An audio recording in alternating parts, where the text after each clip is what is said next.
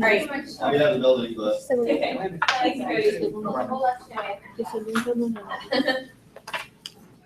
probably can start in about like 5-6 minutes, let people trickle in. I'm sure parking is a nightmare right now. Yeah, or I was just gonna give it to that one down. Like you can take that one. Yeah. Okay. And I have mine upstairs. I'll give it to third grade when they come.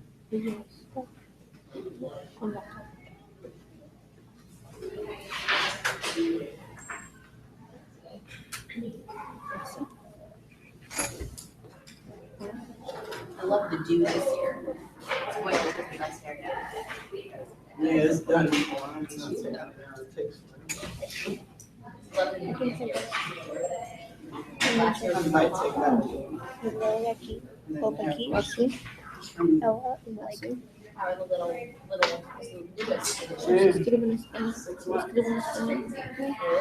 Falling, got 6 teeth, and trying to fall. Yeah, that's good. And, shine. So, Yeah. I said, I'm afraid for you. Hi, how are you? I'm trying to get him to finish this before movies. He got about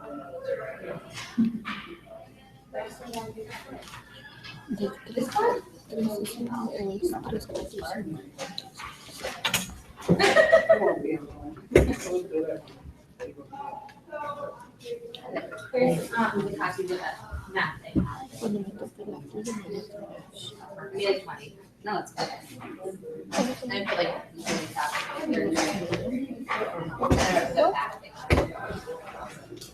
I tried to put it in the PowerPoint, but it would only like I scanned it. To get it, so I'm not sure.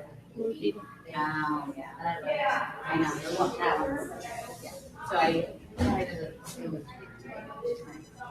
No such thing. Russian.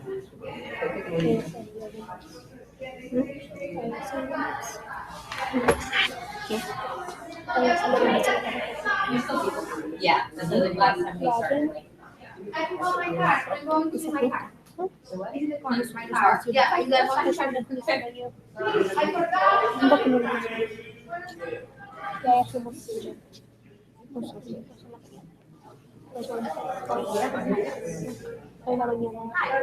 Math night? Yeah.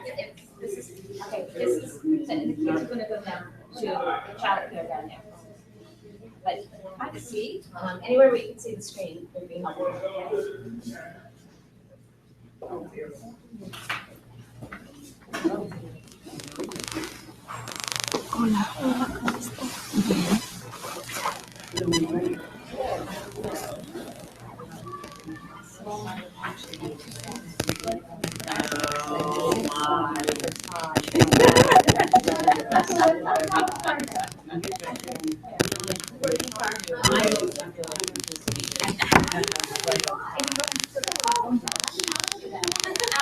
saying, if you do it daily, 6 o'clock.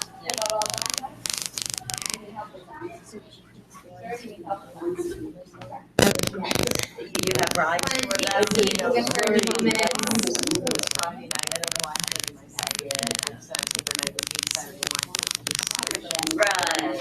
And then the bowling was on Saturday, so we're yeah.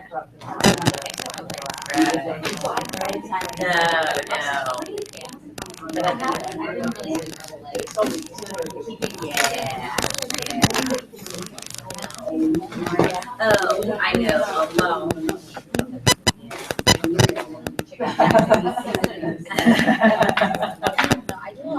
Well, Amelia has Odyssey. ¿Y cómo ha estado? ¿Ha seguido yendo a las pláticas de nutrición o ya no?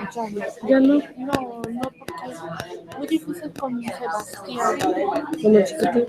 No tenía dónde dejarlo, se me lo llevaba. Ni quiero escuchar las demás. Va a llegar el día que me van a decir con mi vida. Ya no he ido para allá entonces. Yo también desde que acabamos ya no fui. ya me complicó mucho. Ujú. Pero si ha seguido manteniéndose o no, ¿no? A veces caigo, a veces subo, Ujú. pero me di cuenta que es como por las emociones. Por ejemplo, si algo sucede con tu familia que esté en México, Sí, me siento muy impotente. la ansiedad. Sí, ayudar y eso. Sí.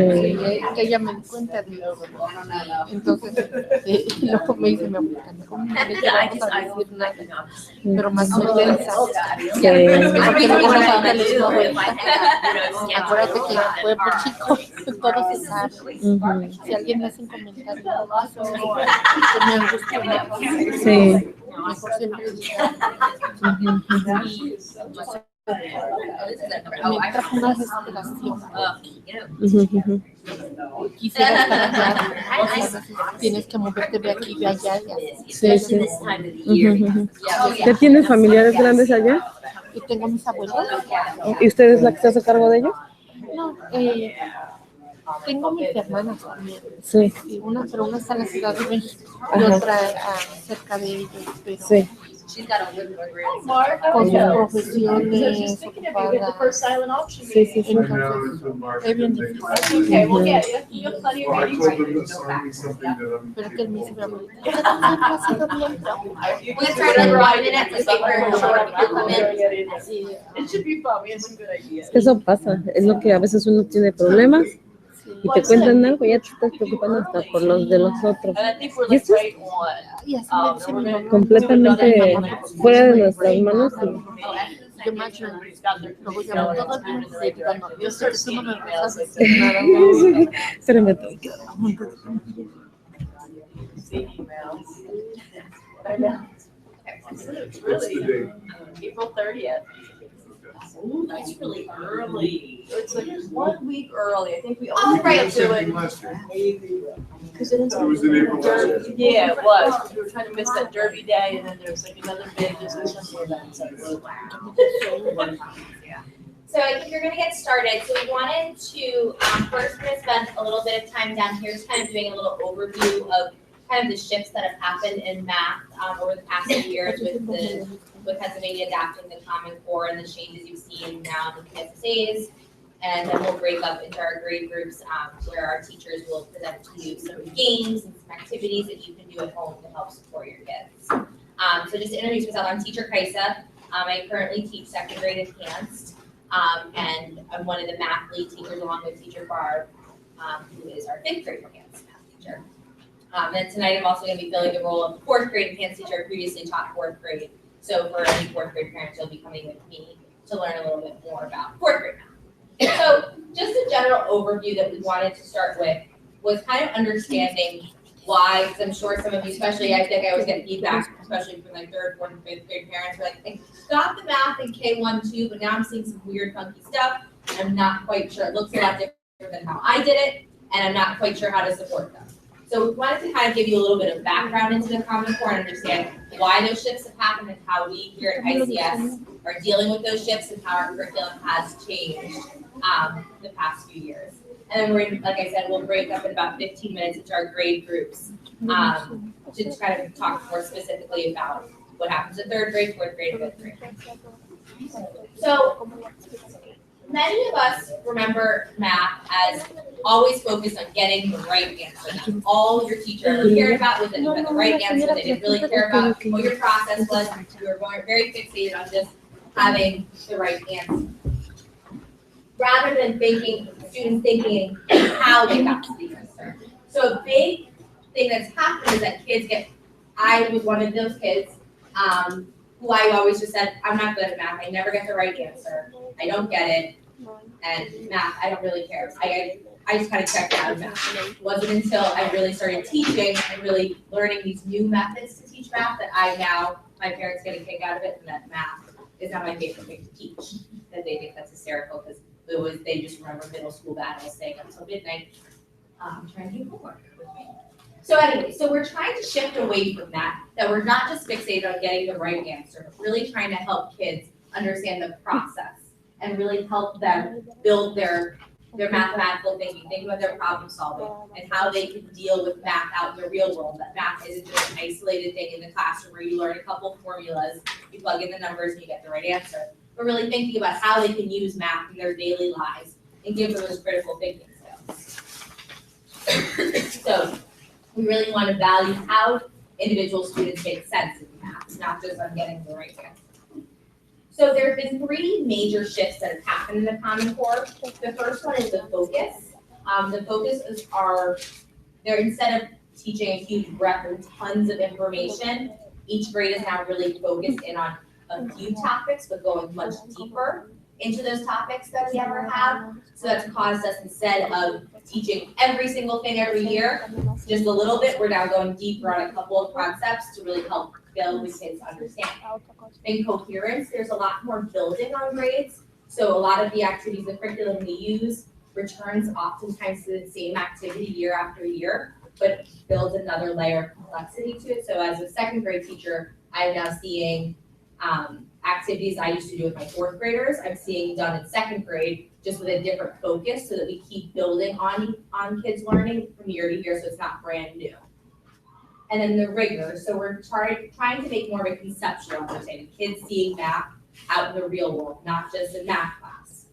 But still, while still maintaining that fluency that they need to know their multiplication facts, need to know their addition and subtraction facts, but using that to apply it to those conceptual moments. And then also applying it to your real world. Math is not just in math class, but out in everyday life. So the focus, like I said, we're moving away from this mile wide, inch deep curriculum. We're teaching less, but learning more. So we'll have a great visual here. So it used to be, apologies guys, we'll mess up. So kindergarten to 12th grade. Every single year, you always do numbers operations. Every single year, you do measurement and geometry. Every year, you do algebra and fractions or functions. Statistics, like you do this every single year. So when having to cover all of those topics, you can never go really deep into them. So what the Common Core has shifted, so this is what we used to do. The Common Core has now shifted it to that we have, so you can see the grades go down, and you can see in pre-K and K, we're just really focused on the counting. Then we go into from K to 5, where we do the base 10 work. And it's not really until 3rd grade that we do fractions. And then we get not until later on do we even really get into that much algebra that we have now, instead of covering everything, you're covering a few topics, but you're going much more in depth. So the kids really are getting a deep understanding of the topic instead of just a superficial overview. So I have this great chart that kind of plugs in what are the key topics that we're covering each grade. So in the K1, 2, that's where we'll be focusing on those foundational skills of addition and subtraction. And then now, if your children are in 3 to 5, the focus really switches to multiplication. That in 3rd grade, you're transitioning from using the addition strategies to help you as the basis for multiplication. And then as the years go on, you get more and more complex with the multiplication. So this is really where your kids are spending the bulk of their time. And in 5th grade is really when we get heavily into fractions, once their understanding of multiplication and division is very solid. So that's kind of each grade, probably we cover about 8 to 9 units in a school year. About half of the units are solely dedicated to multiplication and division. So that's really going to be the focus that you're going to be seeing in 3, 4, and 5. And then the second big shift was that coherence, that we're seeing that the standards are being built upon each other. So they've actually taken what you need to have, what they deem skills you need to have to be successful in college or career, and backwards planned. So each year, the skills the kids need are built upon. So our curriculum that we use is called Investigations, and it does just that. It has the kids investigate a problem, and they have to build their meaning and understanding to it. And each year, you'll see that the skills build upon each other, and that really is helping solidify their understanding because they're getting repeated exposures to the material.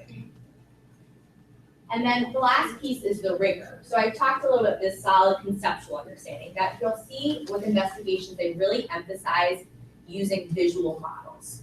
So one great visual model that 3rd, 4th, and 5th grade all turn to is the array for multiplication, which allows the kids to see truly that, for example, if they were doing 24 times 32, that they're able to create a visual of what that means and figure out the partial products of it. So things that we all can do by doing the algorithm of, multiply your ones by your tens.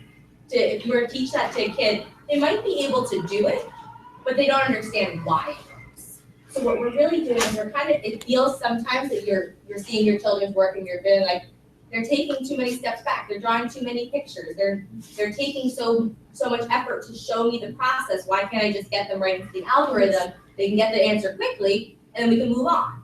But like we talked about, it's not so much anymore about getting the right answer. Of course, we want the right answer, but we want to really emphasize the process. So by building that conceptual understanding, when the kids do learn the algorithm the way we were taught in school how to multiply, they get why it works.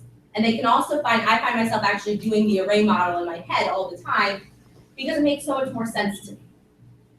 And then we also are still at the same time still building those skills of the fluency, knowing their multiplication facts is still key, because you're going to see now you're going to be doing double digit by double digit multiplication, double digit by 3 digit. That if you don't have that basic 5 times 4, 5 times 6 down, it makes those bigger numbers much harder to deal with. So we still want the kids to memorize those basic facts, know their 12 times, all the way up to their 12 times tables by heart, so that they can then apply it to these harder problems. And the final thing is we really want to apply these problem solving skills. So I'm going to dig a little bit deeper into all of these and then speak to how our curriculum meets these needs. So again, teaching more about how to get the answer instead of kind of just focusing on the answer, focusing on the process and building that conceptual understanding of the math. Instead of seeing math as just this, here's the formula I use, I plug in the numbers, and then I move along. But really getting them to understand how the math works behind it, because that really helps them with their fluency and with their application, because they have a grounding and understanding why and how it works. So our fluency, this is knowing those basic facts. So I'm just going to switch to the next slide.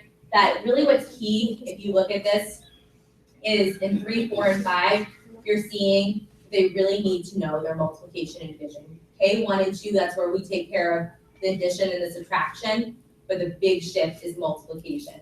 And I was talking with teacher Carrie, one of the 3rd grade teachers, like, you can't learn multiplication, division is really hard. So it's really multiplication. And I think the one big takeaway you can take away from tonight is practice multiplication facts and get your kids just automatic in them, because it's just going to help them so much when they do these more complex problems.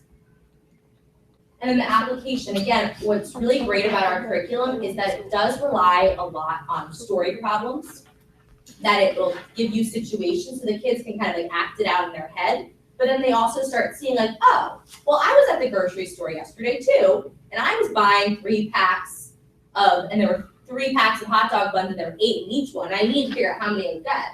They're starting to see the application in their math and see that math isn't just done in math class, but done all over the world. And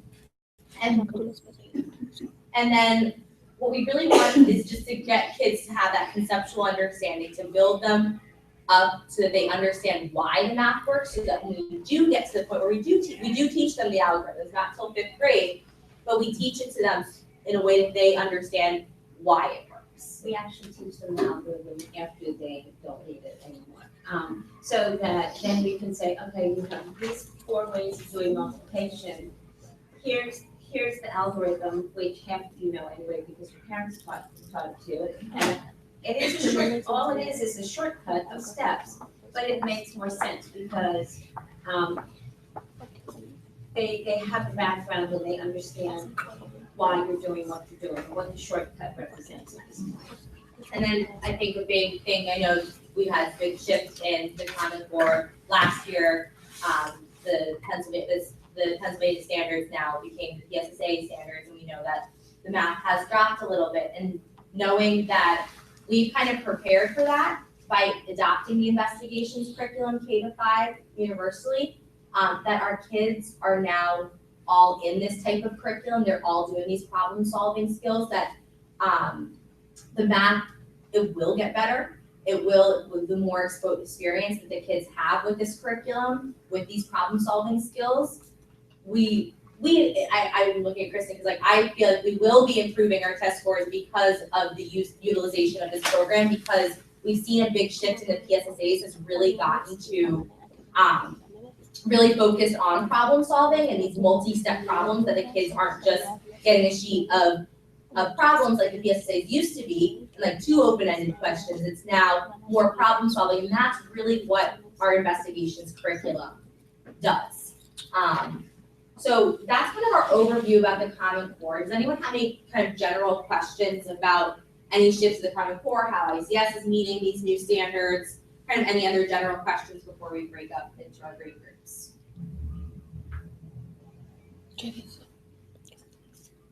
Well, if anything comes up, you can let your teachers know. All of these resources will be available on the ICS website in the next few weeks. So if there's anything interesting on there, then again, it will be available. So what we're gonna do now is we're gonna break up into grade groups, and all of your teachers are gonna go a little bit deeper into what is it that 3rd graders learn, and what are the strategies we're teaching 3rd graders, really focusing on this. You're gonna see tonight, each grade, we're gonna be talking about multiplication, because that is the skill that we constantly are returning to in 3, 4, and 5. So each classroom is going to kind of share with you a little bit how we go about teaching it, and then some activities that you can do at home. But again, like the big takeaway, and Barb says this all the time as a 5th grade teacher, multiplication facts, that is one of the best things that you can be doing to help support your kids at home. Because the better and more fluent they are with their multiplication facts, the better it'll be for these harder, more conceptual problems. It just makes things easier. You don't have to stop becoming a thinker and go in the middle of a multi-digit problem. If you have to sit there and go, gee, how many 5s are in 15 or 150?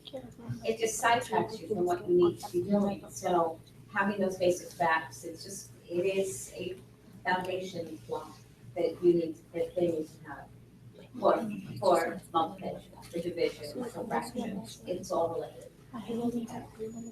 So what we're gonna do is we're gonna ask for all of, let's say, so we have 5th grade, so anyone who is a parent of a 5th grader, you're gonna go along with Teacher Barb, Master Elise, and they're gonna teach you about a little bit about 5th grade now. So if you're into 5th grade, you can head up with them. And then our 3rd grade teachers will be right down. So 3rd grade teachers, you can go start lining up at the door, and our 3rd grade teachers will take you to my Maestra Marcella's room. For 3rd grade. I think she already went out. So, Yeah. 3rd grade is 203. 203. So we're gonna go up to the 2nd floor and número es? all the way to the hallway. And 4th grade, you're gonna stay. Are we staying in here, 4th grade? We're gonna go to mine. We're doing my class. I'm gonna make you guys sit for 2nd grade. Just in your class, guys. I realized I was like, I should have asked them. I was asking if they're. How we learn to